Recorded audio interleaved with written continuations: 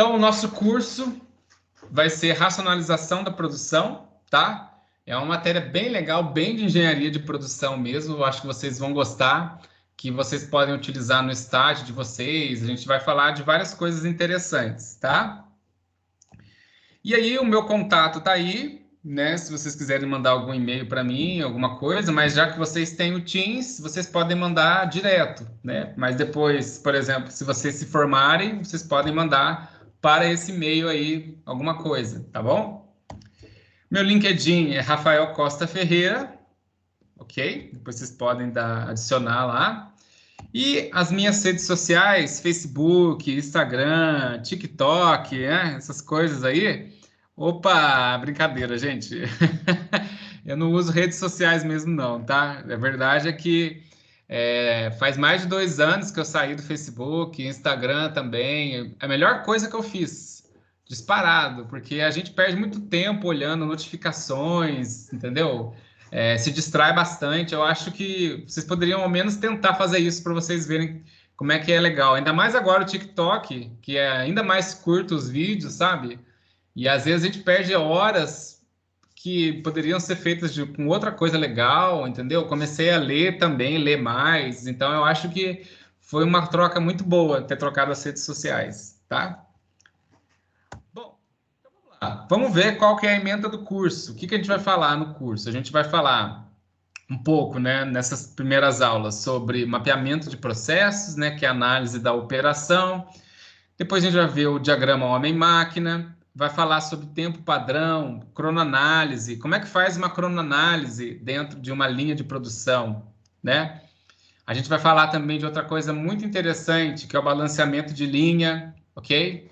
Layout, os tipos de layout, como é que eu faço para trocar dentro da minha empresa de um layout para outro, tá? Muito provavelmente vocês já viram layout em outras disciplinas, mas a gente vai ver agora como implementar esse layout, tá bom? E aí o que eu disse, olha, a gente vai fazer um estudo do método, né, da cronoanálise, aprender a calcular alguns indicadores na produção, como tempo de ciclo, taxa de produção, né, takt time, lead time, essas coisas, tá? Então essa matéria vai ser bem útil para vocês no trabalho de vocês, no estágio de vocês, tá? Bom, e quais são os objetivos da disciplina? Essa disciplina, ela tem como função apresentar para vocês esses conceitos de racionalização da produção. O que significa racionalizar? Fazer melhor, tentar fazer de uma maneira mais eficiente, entendeu? Então, vocês vão calcular qual que é o número de máquinas que eu preciso em tal setor. Como é que eu faço para aumentar a capacidade produtiva sem precisar comprar uma máquina? O que eu posso fazer? A gente vai começar a ter algumas desses insights, né? Dessas ideias. E é bastante interessante essa disciplina por causa disso. Então, a gente vai ver técnicas de balanceamento de linha, como aumentar a capacidade e produtividade de sistemas produtivos, tá bom? Então, quais são os demais objetivos dessa disciplina? Primeira coisa, a gente vai mostrar para vocês algumas linguagens de mapeamento de processos, né? Vocês já devem estar acostumados já, inclusive, o fluxograma e tal, mas a gente vai ver. A gente vai definir como fazer uma cronoanálise, né? Isso pode ser tema de vários TCCs aí por aí, porque para fazer um projeto de engenharia de produção, geralmente você tem que fazer uma cronoanálise. Então, calcular qual que é o tamanho ideal da amostra, né? Definir ali quais serão as tolerâncias também, tá? Para o tempo padrão. A gente vai aprender não só a teoria, mas utilizar o Excel e o Minitab para poder... Minitab nem tanto, mas o Excel, tá? Para poder fazer o tratamento de dados, para cronoanálise, e outras medições, né? Balanceamento de linha. Calcular alguns indicadores também, né? De produtividade, de tempo de ciclo, OEE, e apresentar os layouts, como eu havia dito, vantagens, desvantagens e aplicações reais. A gente vai ter até um exercício, um trabalho, que vocês vão, que a gente fez, na verdade, né, como consultoria, na Metagal, em Santa Rita do Sapucaí. Não sei se vocês conhecem a Metagal, mas é uma empresa bem grande, não é igual a Mali, né, mas é uma empresa grande que fabrica retrovisor para carro. E aí a gente aplicou lá uma mudança de layout, e aí eu utilizei esse exemplo para fazer um trabalho para vocês. Então, vai ser legal porque vocês vão ver coisas reais, tá? Bom, para quem já está acostumado com a minha matéria, né? Repetindo, a gente vai ter as atividades prata e as atividades dourada, né? Atividade prata é aquela atividade que eu quero apenas ver se vocês conseguem fazer o exercício, entendeu? Vocês estão aprendendo ainda. Então, na verdade, eu não vou dar nota, eu vou dar como entregue ou não entregue. Se vocês entregaram a atividade, mesmo que tiver errado, né, mas tentaram fazer, eu já vou considerar. Mas a atividade dourada, por outro lado, né, para ver se vocês de fato aprenderam o assunto, tá bom? Então, atividade dourada, sim. Aí eu vou dar uma nota de 0 a 10.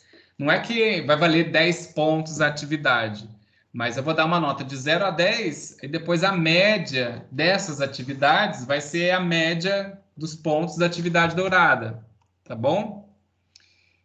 E atividade dourada, viu, gente? Não é atividade ouro, porque ouro vale mais que dinheiro, já diria o Silvio Santos, né?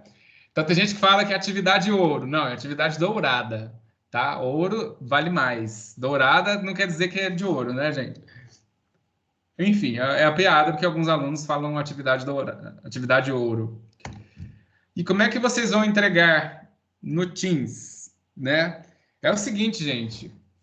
Para mim, quando eu vou baixar os arquivos, né, fica difícil saber quem enviou, porque no Teams, beleza, vocês colocam lá na atividade, mas quando eu faço um download e vai para o meu computador, não dá para saber quem enviou.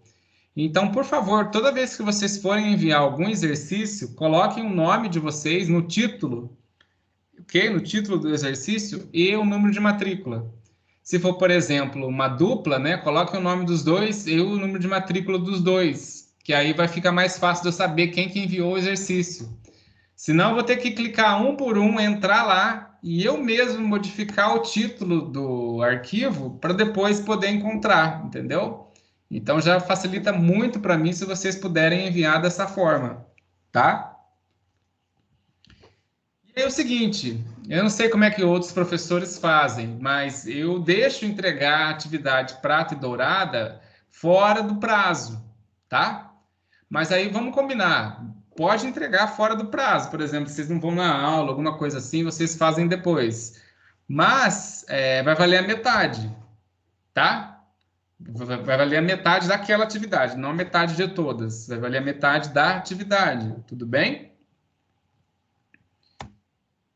E ao longo da disciplina, eu vou colocar uma aba no Excel ali para vocês irem acompanhando como é que vai ficar a nota de vocês, tá? Então, aí vocês vão poder acompanhar qual exercício vocês fizeram, qual exercício vocês não fizeram, tá? E aí entregar para mim, beleza? E aí é o seguinte, vocês podem entregar o exercício depois, mas desde que não seja muito depois. Então, por quê? Já aconteceu no ano passado, por exemplo, né? Que na hora que eu fui entregar a nota final, aí o aluno me, no mesmo dia que eu tenho que fechar a nota no portal, o aluno me manda todos os exercícios. Além de eu ter que corrigir, eu ainda tenho que trocar a nota no portal, entendeu? Então, vamos ter um pouco de entender que tem uma data limite também para poder entregar esses exercícios, tá? Então, após essa data limite, as entregas não valerão mais. Então, eu deixo entregar atrasado até essa data, tá? Qual que seria a data? Anota aí. O primeiro bimestre é dia 2 de outubro, tá? E no segundo bimestre até o dia 27 de novembro. Ou seja, qual data que é essa? Assim que acabar a semana de provas, né? A data é no último dia da semana de provas. Acabou a semana de provas, beleza, a gente tem que passar a nota no portal, então aí vocês já entregaram as atividades, tá? Vocês vão olhar lá naquela planilha no Excel o que vocês deixaram de entregar e pode entregar. Mas não deixa para entregar depois, porque aí eu já vou fechar o portal e aí vai ficar ruim para mim também, tá? Ok? Está certo disso? Então vamos lá. Posso continuar? Então vamos lá. Atividade diamante. Olha, atividade diamante é tão importante que até pisca. Olha que legal.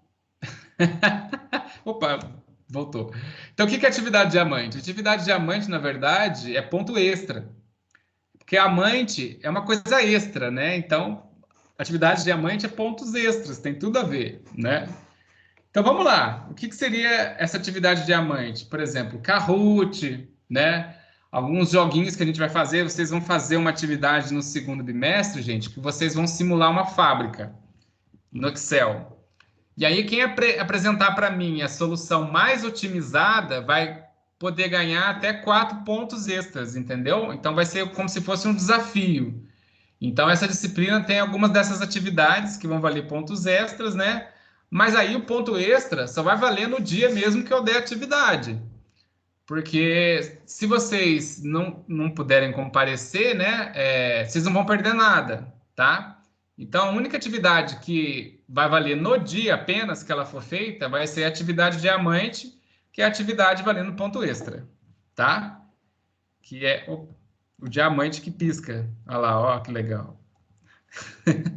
Então, ó, como é que vai ser a composição da nossa nota do primeiro bimestre, gente? O nosso primeiro bimestre vai ter 15 pontos de atividade prata e 15 pontos de atividade dourada.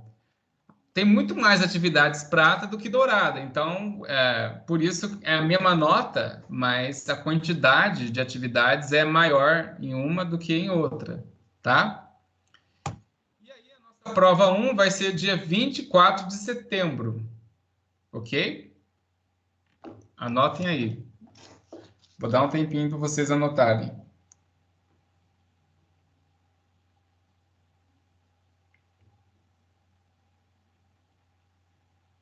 Certo? 24 de setembro. Pode ser que eu mude o valor da prova aqui para 60, tá, gente? Eu não sei, às vezes eu faço isso também, mas por enquanto tá assim. Já no segundo bimestre, a gente vai ter aquele trabalho de layout que eu falei para vocês, da Metagal, tá? Vai valer 15 pontos, atividade prata e dourada, e a nossa prova bimestral, vai valer 60 pontos, tá? E a data da prova 2 vai ser dia 19 de novembro. Vou dar um tempo aí para vocês anotarem também.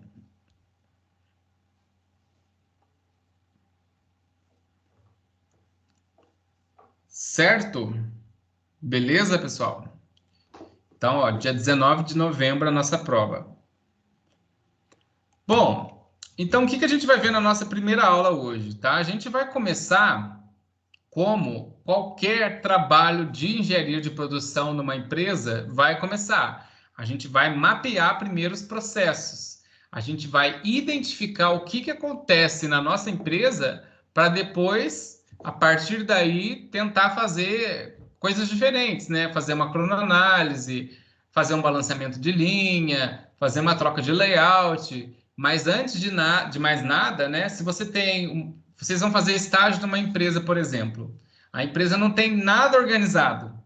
Nada, nada. Tudo bagunçado. A primeira coisa que vocês têm que fazer é um mapeamento de processo, para poder entender o que está acontecendo ali, certo? E depois tentar melhorar. Tá bom? Então, a gente vai só fazer uma breve introdução sobre as revoluções industriais, primeiramente, né? Até chegar no sistema de produção que a gente atua hoje em dia, que é o sistema Toyota de produção, tá? Na aula de hoje. E aí depois a gente vai falar sobre esse mapeamento de processos. Tá bom? Então vamos lá. Então, o primeiro sistema de produção que a gente teve, gente, foi o sistema de produção artesanal. O sistema de produção artesanal era aquele que as pessoas faziam apenas o necessário para a própria subsistência, né? Passava de pai para filho, não era algo padronizado. né? Nessa disciplina a gente vai ver tudo sobre padronização de processos, né, de movimentos, é bastante técnica. E aí o que que acontece, gente? É só uma curiosidade, né? Nessa época, as pessoas só trabalhavam em casa, né? Não tinha fábrica ainda. Não tinha tido a Revolução Industrial, então ninguém saía de casa para poder ir trabalhar numa fábrica. Agora, né, com a pandemia, parece que a gente está voltando às origens. A gente voltou a trabalhar de casa, né?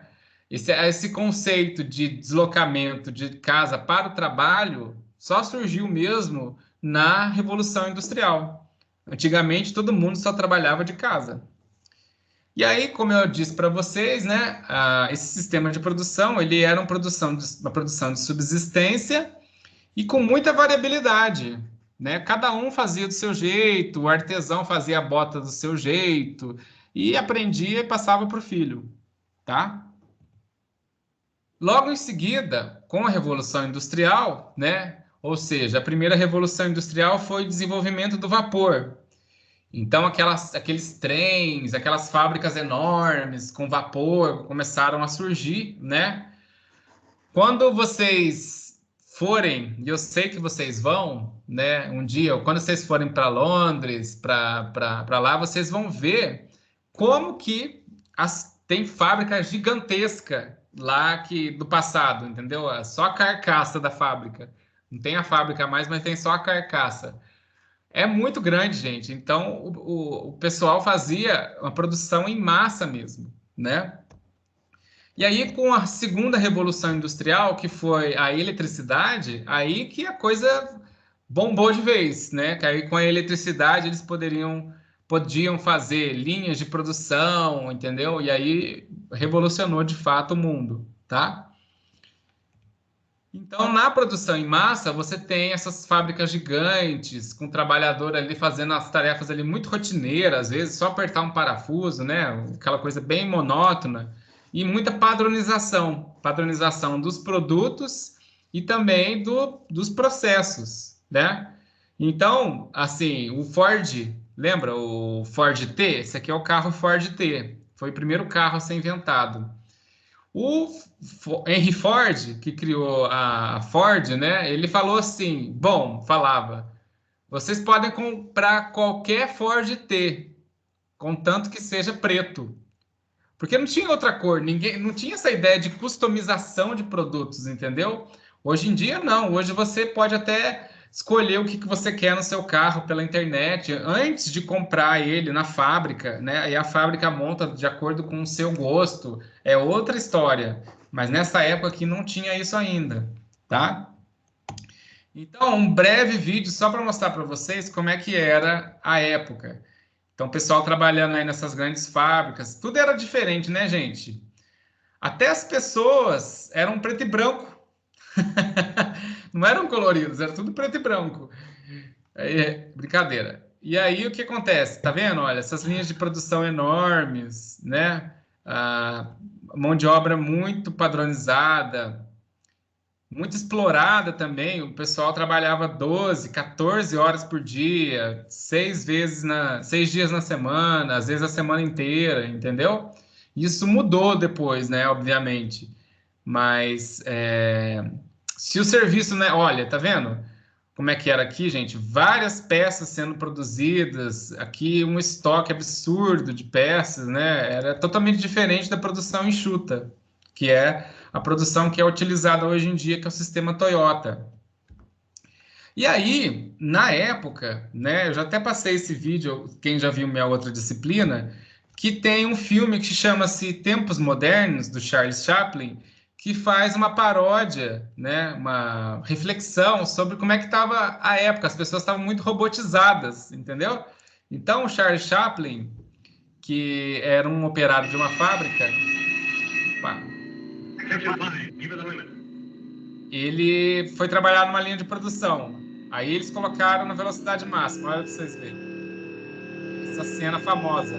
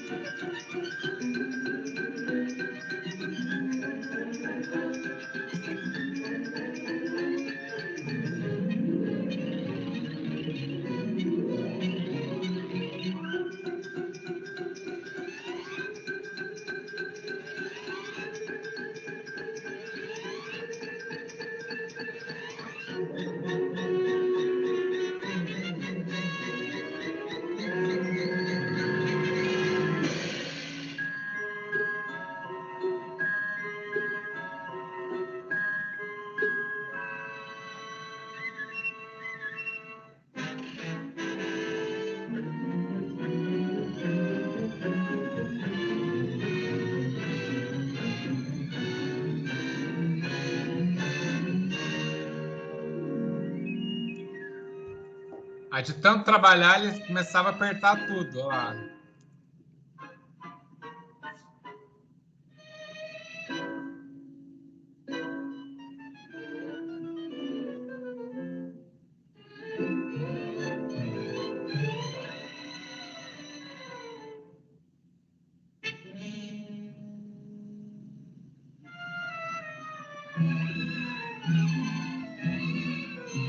Bom, isso aí é a cena do filme mais famosa, né? E o filme chama-se Tempos Modernos, que o pessoal de engenharia de produção deveria ver, pelo menos para sentir como é que era o sistema de produção fordista, tá? E aqui ele explica muito bem como é que faz, como é que era.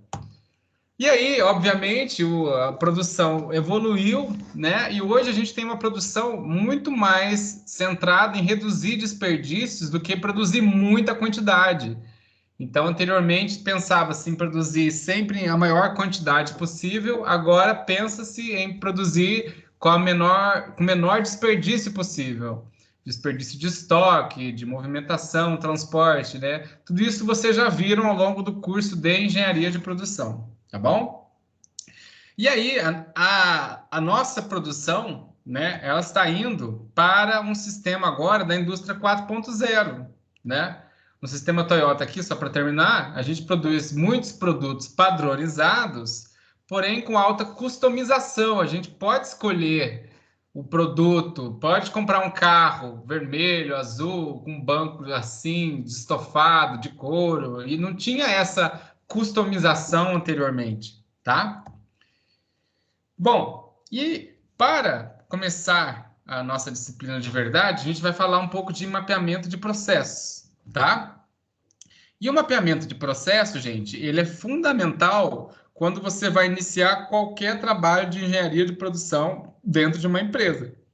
Ainda mais se a empresa não tiver nada mapeado, né? Você precisa fazer esse mapeamento para entender o que está acontecendo, quais são as etapas, e aí sim depois fazer talvez uma cronoanálise, posteriormente um balanceamento de linha, mudança de layout e tudo mais, tá?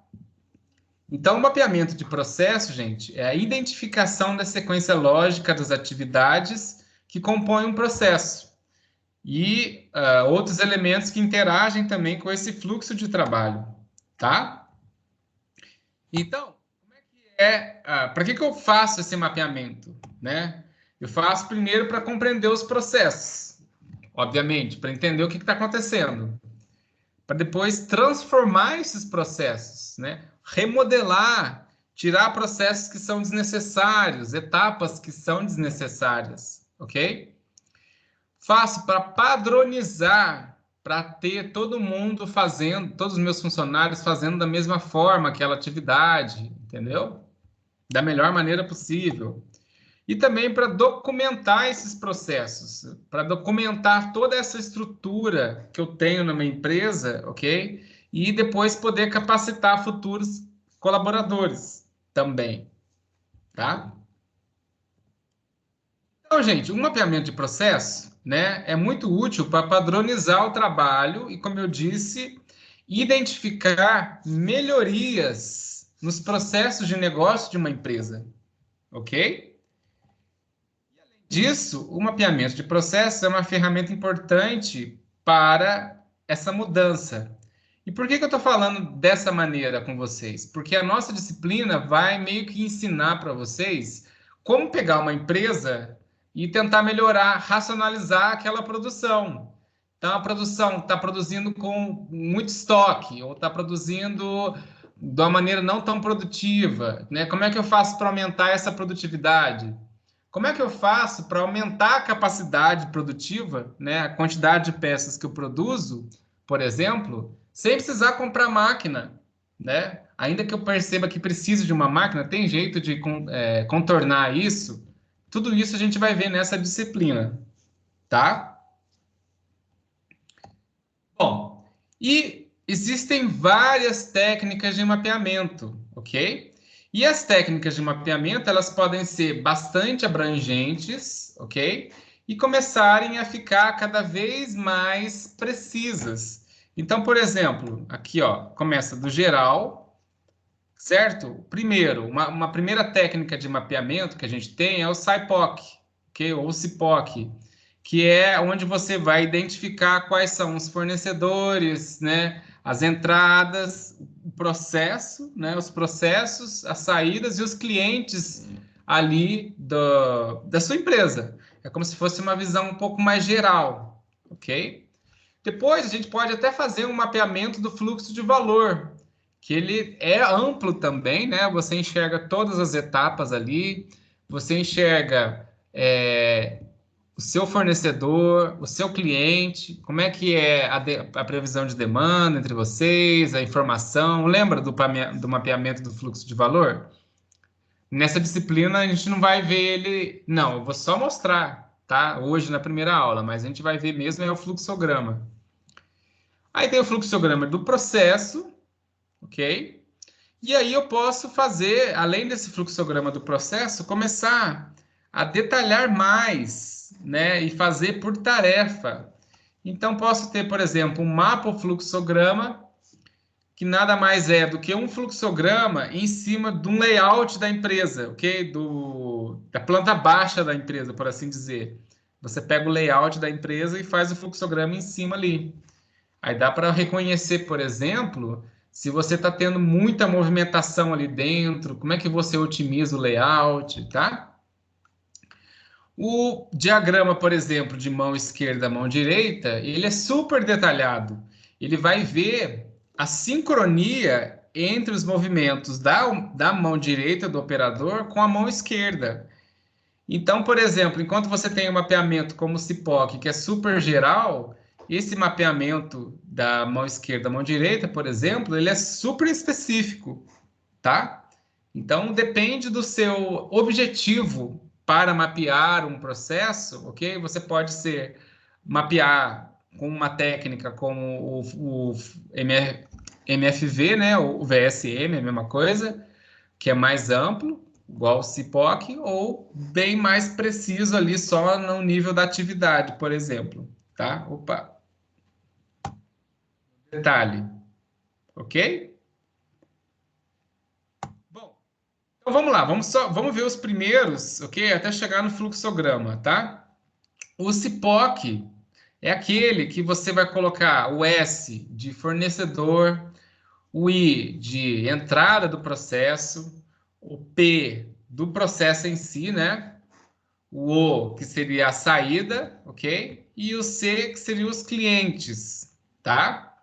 Então, o CIPOC, por exemplo, você faz antes de fazer um projeto Seis Sigma, né? Se você vai trabalhar dentro do nível bem amplo, assim. O CIPOC, na verdade, ele não é utilizado para fazer por atividade. A gente vai ver o fluxograma porque a gente vai querer melhorar a atividade, entendeu? Então, a gente vai chegar no fluxograma hoje.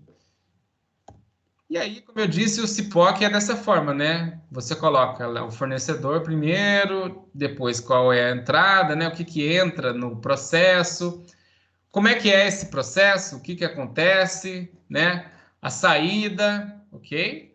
E para onde que vai essa saída, né? Esses produtos acabados, vai para quem? Eu estou passando apenas por cima, porque, como eu disse, não é o objetivo da nossa matéria ver o CIPOC, tá bom? Nem o mapeamento do fluxo de valor que eu vou mostrar aqui para vocês agora, tá? Mas eu estou vendo da visão mais ampla, mais geral, até chegar no fluxograma onde a gente quer ver de fato, tá? Então, esse é o CIPOC. O mapeamento do fluxo de valor, né? Como eu disse também, ele é bastante amplo. Você pode ver quem são seus fornecedores, né? Como é que chega essa matéria-prima, se ela chega de avião, de trem, de carro, né? De bicicleta. É sacanagem, bicicleta não tem. E como é que você envia essa matéria-prima para o seu consumidor? Aqui embaixo a gente coloca quais são as nossas operações, né? O tempo de ciclo, o tempo de setup, o tempo que cada máquina está disponível, tá? Então, o mapeamento do fluxo de valor era assunto para a matéria de sistemas de produtivos que vocês tiveram já lá atrás, né? Aí aqui no mapeamento do fluxo de valor, a gente coloca o tempo que agrega valor, né? E o tempo do lead time. Ou seja, é um mapeamento mais amplo, utilizado, por exemplo, quando você quer implementar as ferramentas da produção enxuta, tá? O CIPOC era mais no nível gerencial, isso daqui é mais na implementação da produção enxuta. E aí, aqui, ó, o MFV é mais ou menos assim, né? Os símbolos de. Primeiro a gente coloca o símbolo do fornecedor, do cliente, aqui embaixo os processos, e aqui também é o lead time e o tempo que agrega valor. Vou até tirar esse slide aqui, né? Não quer dizer nada, aqui já dá para entender o que que é, né? Aqui é só para deixar como é que era a carcaça, né? Do mapeamento do fluxo de valor, tá bom? A estrutura do mapeamento do fluxo de valor atual, geralmente. Ok? Bom, e aí a gente chega no fluxograma onde a gente quer chegar. Mas Doutor, mesmo no fluxograma, tem dois tipos que eu posso ter. Ok? O professor, fluxograma. Oi. eu não sei se é só, não sei se é só para mim, mas está parado no slide da introdução. Sai fora. O pessoal, vocês parou a apresentação para vocês? Está aparecendo aqui o mapeamento do fluxo de valor? Tá sim. Tá? Ah, então acho que é só para mim. Tá aparecendo só É. a introdução aqui, tá? Então, nossa, coitado, Não, perdemos o slide. eu vou sair e volto aqui. É, sai e volta e vê se volta. Desculpa eu não ter te ouvido antes. Não, imagina. Ô, gente, outra coisa que eu vou falar para vocês, tá? Quando eu estou apresentando aqui, se vocês mandarem mensagem no Teams para mim ou no WhatsApp, eu acabo não vendo. Então, se travar a tela, pode até me ligar aqui, não tem problema no Teams, tá? Que aí eu consigo enxergar, porque senão eu não sei que vocês não estão vendo. Teve uma vez que eu dei aula mais de 10, 15 minutos e ninguém estava respondendo nada, eu já estava meio bravo. Falei, ixi, será que ninguém está gostando da aula? Será que todo mundo está dormindo? Aí eu fui ver, eu que não estava apresentando e o povo estava mandando mensagem para mim no Teams, eu não vi. Então pode até me ligar se vocês quiserem, tá? Se der esse problema aí. Bom, aqui. E aí, como eu estava falando, né? O fluxograma que a gente vai utilizar, ele tem dois tipos, na verdade. Tem um fluxograma que ele utiliza os símbolos da lógica, né? Então você utiliza, por exemplo, né, o losango, que é a pergunta, né, ou a indecisão, o símbolo de etapa inicial ou final, o símbolo de etapa intermediária, o losango, que seria a decisão, né? E aqui, se por acaso você tiver um input ou um output, né? Ou seja, um input pode ser entrada de dados, né? Um output pode ser sair um relatório, por exemplo, ok? E esse fluxograma, na verdade, né, ele é mais utilizado, por exemplo, quando você quer definir dentro da sua empresa como é que vai funcionar as decisões, entendeu? Quem decide o quê? Se não for decidido aquilo, quem vai fazer, né? Então, esse tipo de fluxograma, ele é utilizado nas empresas, mas ele é mais nessa parte de decisão, ok? Eu vou dar um exemplo aqui para vocês como é que funciona esse fluxograma de símbolos, tá? Então, a gente vai usar esses 4 símbolos ali para poder descrever esse processo que eu vou explicar para vocês. Aí vamos ver como que vai ficar, tá? Eu vou fazer junto com vocês, porque o que interessa mesmo para mim vai ser o próximo tipo de fluxograma, tá bom? Ó, então vamos fazer essa lógica aqui, né? Pense em um número. Não é mágica, tá, gente? Pode pensar. Se ele for par, divida por 2. Se for ímpar, multiplique por 3 e some 1. Repita esse procedimento até encontrar o número 1. Então, aqui, como eu disse, é só uma instrução, tá? Não é para vocês pensarem no número, se ele for par, dividir por 2. Não, é só como é que eu passaria essa instrução utilizando esses símbolos da lógica, né? Então, por exemplo, ó, vou começar com vocês.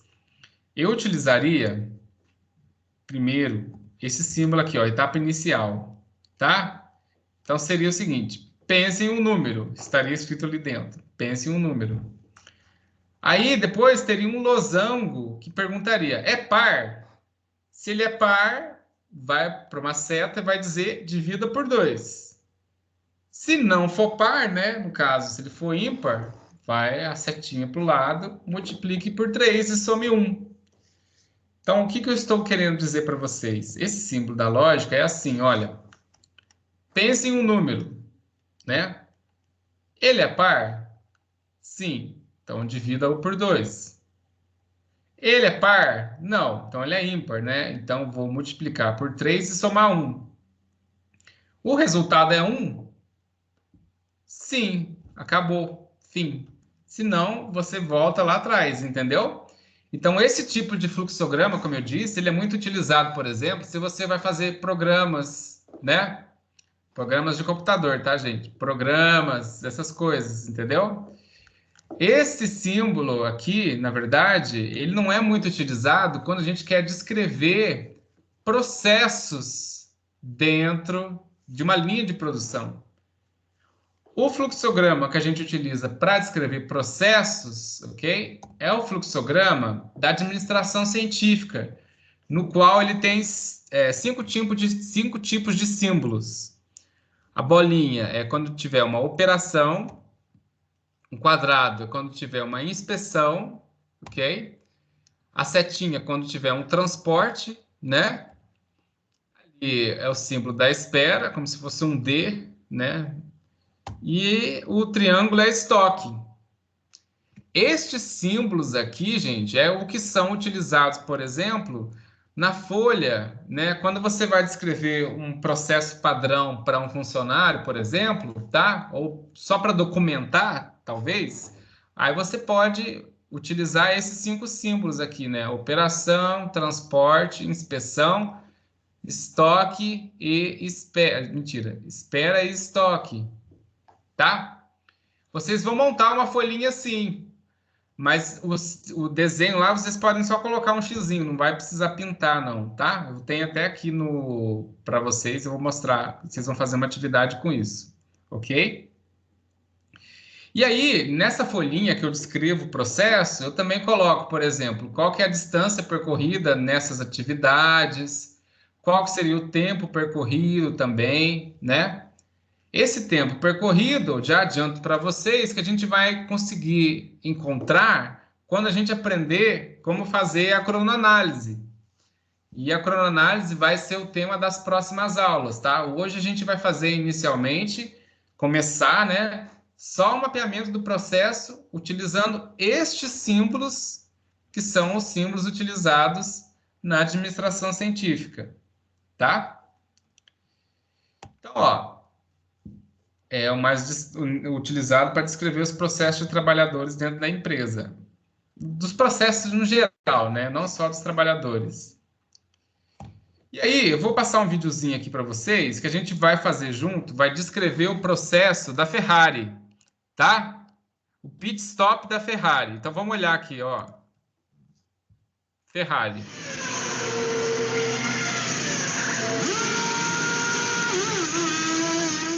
Não vi nada, professor. Calma que vai repetir e a gente vai descrever quais são as atividades que ocorrem dentro desse pit stop. Quer ver? Ó, vai fazer mais devagar.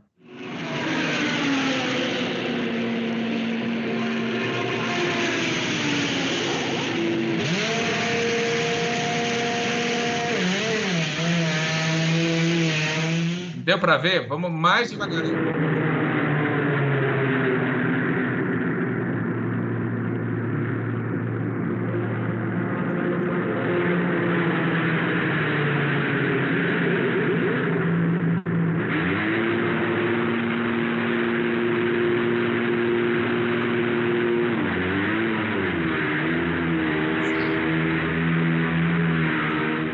Bom, a Ferrari, né? O seu pit stop. O que vocês conseguem observar, gente? Quais são as operações que acontecem? Vocês conseguem descrever? Vamos mais devagar aqui, ó. Então, ó, o carro vai chegar lá no pit stop, né? que vai acontecer? Eles vão levantar o carro, tirar o parafuso do pneu, tirar o pneu, botar o pneu novo, aparafusar, certo? O carro vai aguardar poder sair e vai sair. Obviamente que isso aqui é super rápido, né? Então, vamos só descrever como é que seria esse pit stop, ok? Eu queria uma coisa rápida mesmo, para poder mostrar para vocês aqui, para a gente fazer rapidinho, ó. Então, por exemplo, a primeira atividade é suspender o veículo. Depois, eles vão retirar os parafusos, né? Retirar o pneu usado, ok? Inserir o pneu novo, aparafusar pneus, né? Novos lá. Descer o veículo poder sair, e aí o veículo vai aguardar para poder sair. Deixa eu só arrumar aqui, ó. Aguardar para poder sair. Ó, então vamos lá, certo? Suspender o veículo, retirar o parafuso, retirar o pneu usado, inserir o pneu novo, inserir o parafuso.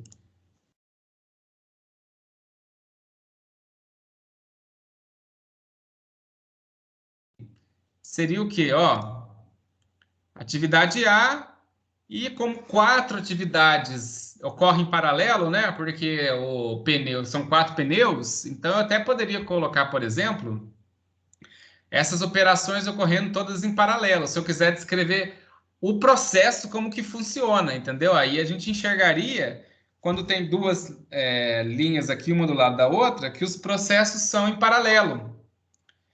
E aí, por fim, terminaria depois que passasse os pneus todos aqui, né? Você desce o veículo, né? E aí, no caso, né? Ele estava aguardando para poder sair. Aí ele sai com o carro, entendeu? Aí eu utilizei o símbolo aqui de espera, ainda que a espera fosse de menos de 1 segundo, né, gente? Mas eu estou descrevendo só essa atividade. Então, o que vocês vão ter que fazer, tá? Valendo ponto extra, porque ponto extra é bom demais, não é? Então vamos lá, ó. Na atividade diamante, vocês vão ter que descrever, pode ser em dupla, tá, gente? Essa empresa aqui. Essa empresa é uma empresa que faz placas de madeira. Então, placas de madeira estão estocadas em um almoxarifado. Então, como é que eu começaria esse fluxograma? Eu começaria com o símbolo de estoque, que é aquele símbolo do triângulo, né? Eu começaria com o símbolo, vou voltar aqui atrás. Vocês vão usar esses símbolos aqui, né? Esses 5 símbolos. Então, nessa minha empresa, começo com o estoque, ok? Estoque de madeira. Vou voltar lá. E aí, ó, essas madeiras são retiradas de lá através de uma empilhadeira e levadas até o setor de produção. Então, logo na sequência, eu tenho o transporte. Vou utilizar o símbolo de transporte, entendeu? E aí vocês vão montar o mapeamento para mim, mas vocês vão montar na folhinha que eu vou mostrar para vocês. Deixa eu só fazer o seguinte. Eu vou colocar aqui a tarefa, mas lembrando que vai valer ponto extra, tá?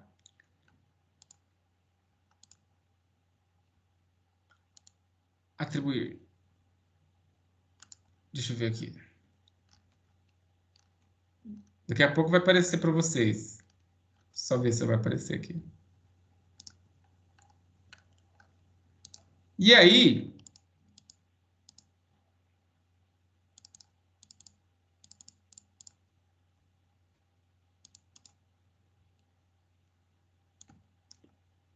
ó, opa, era essa aqui.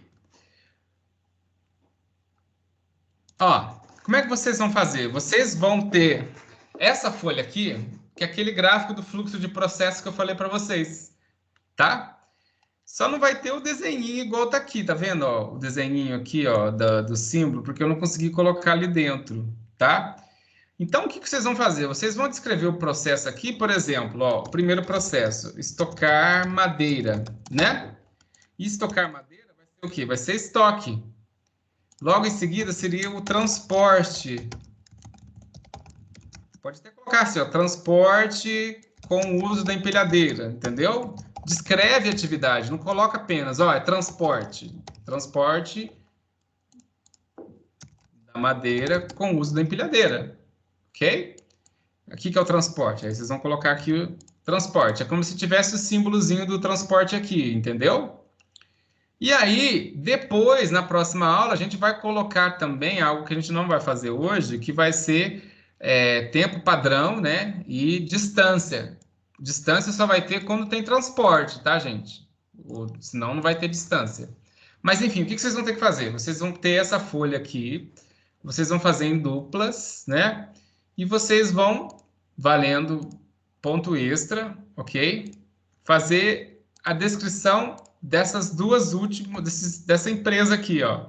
Desses dois últimos slides aqui. Olha lá, atividade diamante é tão legal que até pisca lá, tá vendo? Que bobeira. Então é o seguinte, por favor, né? Esses dois últimos slides, eu quero que vocês descrevam o fluxograma deles, tá? Tenta ver se vocês conseguem terminar hoje. Se não conseguir terminar, eu deixo entregar amanhã, no começo da aula, tá bom? Mas como eu disse, como é atividade valendo ponto extra, vai valer para entregar hoje, no máximo amanhã, tá? Senão, se entregar depois, não vai valer mais. Beleza? Aí na próxima aula, no começo, eu já corrijo, né? E a gente dá continuidade à nossa matéria, tudo bem?